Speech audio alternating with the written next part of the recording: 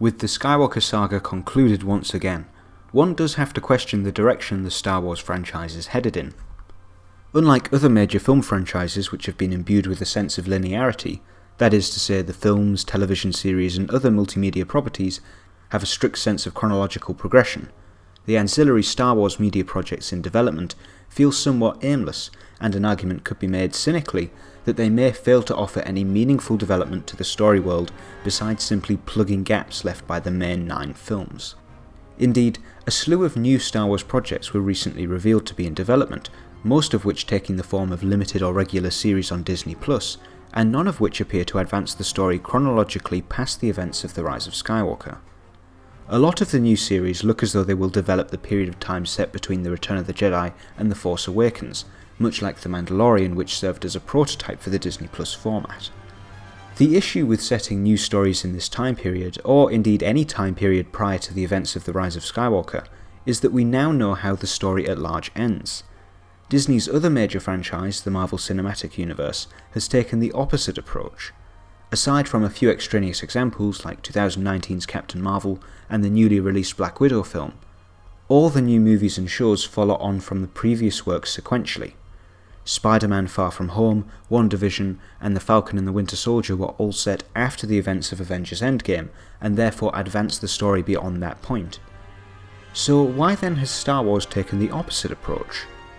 Well, Star Wars is entirely unlike any other franchise. Historically, the contents of the expanded universe were in fact concerned with advancing the narrative of the main films. The first major release of the old EU, Timothy Zahn's Heir to the Empire, served as a direct sequel to Return of the Jedi, and again with some exceptions, a lot of the novels and comics and other auxiliary media texts released between 1991 and 1999 were set in this time period. After the prequel films were released, however, there was a push from the publishers to focus on this earlier time period in the story world to capitalise on the release of the new films. And following the prequels, the most significant expanded universe text to be released, 2008's The Clone Wars series, was concerned exclusively with plugging a gap between 2 of the main saga films. Since 2012, following the acquisition of Lucasfilm by Disney, the old EU texts, with the exception of the 2008 Clone Wars series, were declared non-canon, and virtually all the subsequent EU material released has served to fill gaps between the main saga films. However, this was in the midst of the production of the sequel films, so it is entirely understandable that Lucasfilm would want to refrain from creating content set, for example, after Episode 7 before Episode 8 was released. However, the Skywalker saga has for now been put to rest, and there have been no announcements regarding a new trilogy set after the events of The Rise of Skywalker. Perhaps the most obvious reason why the majority of the upcoming Star Wars series are set in this time period between the original and sequel trilogies is iconicity. This time period in the story world is arguably the most iconic from a visual standpoint, and so the producers are able to rely on iconography like X-Wings, TIE Fighters and Stormtroopers to market their new shows. Like the prequels before them, it will take time for the sequels to be cemented into the Star Wars zeitgeist, so to speak. Now, imagery from the prequels and the Clone Wars series, like the characters, vehicles and locations, have become to some fans just as iconic and ingrained in Star Wars as those from the original trilogy. I have little doubt that with time, the same process will happen to the iconography of the sequel films, but until such a time as those films are thought of nostalgically by the viewers who have grown up watching them, like the prequels before them, it is perhaps unlikely that the producers will want to market more material set in that time period. I should note though that there are limitations to this hypothesis, as some new works such as various novels and comics and the Galaxy's Edge theme park attractions are of course concerned with and directly related to the sequel trilogy. But the success of The Mandalorian has also proven that there is an appetite for more Star Wars content set in the Galactic Civil War period, or at least the immediate aftermath of this period. The use of recognisable imagery such as the aforementioned X-Wings, TIE Fighters and Stormtroopers, while not entirely responsible for the success of the show, have arguably helped in its marketability to existing and new fans alike. So returning to the question posed by this video, what exactly is next for the Star Wars franchise? Well, unlike other franchises like the MCU, there is no endgame style event film to build up to. The MCU is perhaps an unfair comparison as a franchise, as it actually consists of several sub-franchises which build to and cross over in the big event films.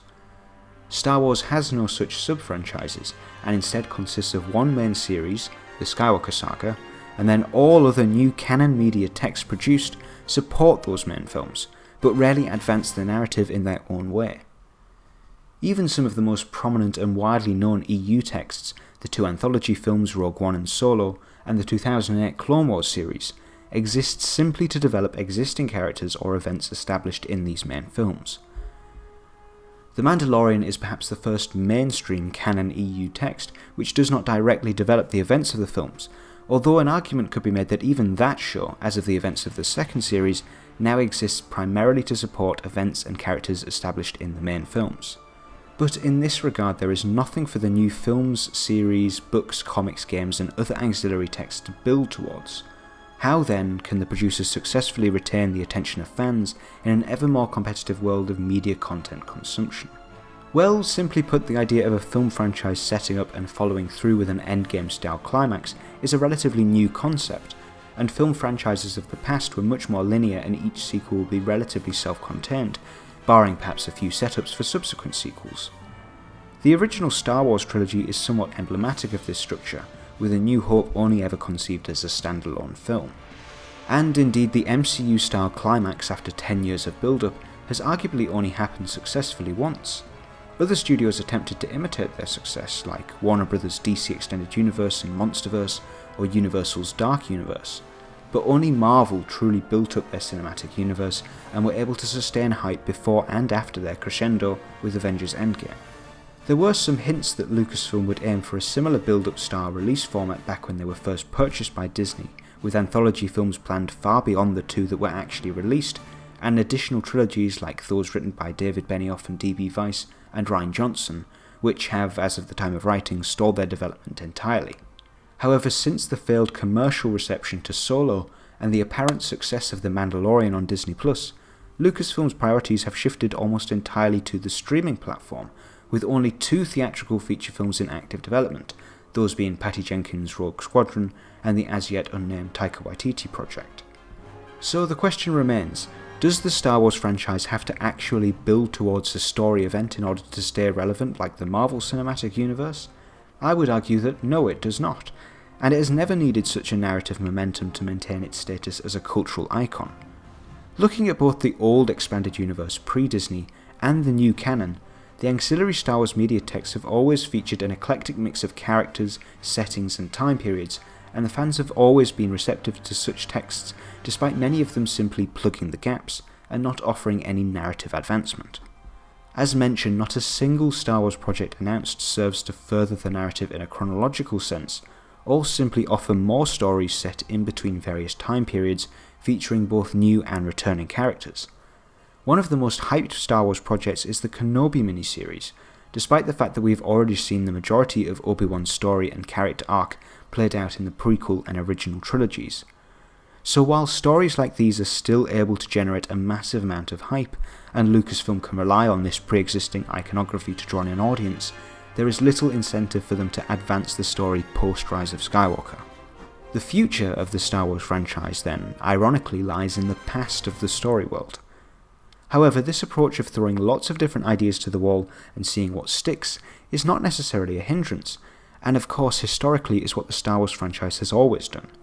By being able to tell all sorts of different stories within the sandbox of the story world, and being able to rely on the iconography of the franchise for marketing purposes, we may yet see some incredibly inventive and original works under the Disney banner. The recently released teaser for Star Wars Visions and the multimedia High Republic project seem indicative of this move towards a diverse range of stories, unrestricted by the content of the main saga films. And despite what some naysayers would have you believe, the Star Wars brand has never been stronger. The Mandalorian is one of the biggest shows on the planet right now, and has garnered praise from critics and audiences alike. Hype for the upcoming shows like Kenobi, Ahsoka and the Book of Boba Fett is strong amongst fans, and even the slightly more niche projects like The Bad Batch have cultivated a supportive audience. New iconography like Grogu and the Razor Crest have already become ingrained in pop culture, and there seems to be no evidence to support an audience fatigue that many feared would arise from a constant stream of new content. So even without major cinema releases on the horizon, the Star Wars brand has once again proven its resilience. Almost paradoxically, the future of the franchise will look to new stories and storytellers while relying on the iconography of the past. Yet this is what sets Star Wars apart from other franchises, its ability to reinvent itself and adapt its transmedia processes to the times and contexts in which its content is produced, while still remaining timeless and ever faithful to the world created by George Lucas in the original 1977 film. I think that it is historically evident that the brand will continue to remain relevant for some time to come, and with the main saga films once again concluded, for now, it will be interesting to see which direction these new storytellers take the franchise. What are your thoughts on the future of the Star Wars franchise? It's such a broad and interesting and truthfully purely speculative topic, but I'd love to hear what you all think. Are you excited for any of the upcoming projects, or is there some angle you wish the writers would take that hasn't been seen before? If you've enjoyed my analysis, please consider leaving a like and subscribing for more. And until next time, as ever, thanks.